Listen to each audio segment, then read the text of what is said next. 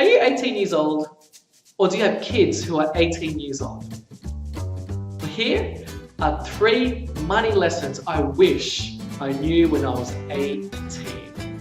Number 1, start investing now. Don't waste time.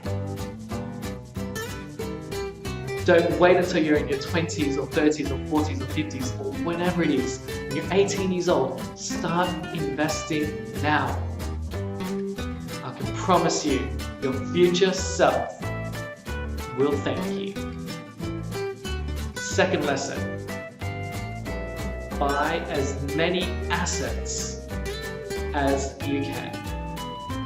See, a lot of 18-year-olds, their first major purchase is a car. Unfortunately, a car is going to cost you money. It's a liability. What you want to do is focus on just buying assets. Assets are things that will make you money. Focus on buying as many assets as possible. And again, I promise you, your future self will thank you. And finally, the third lesson is take more risk. A lot of 18-year-olds, when they start working, because they're living at home with mum and dad, they're able to save a lot.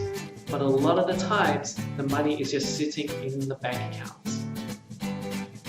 Take more risk.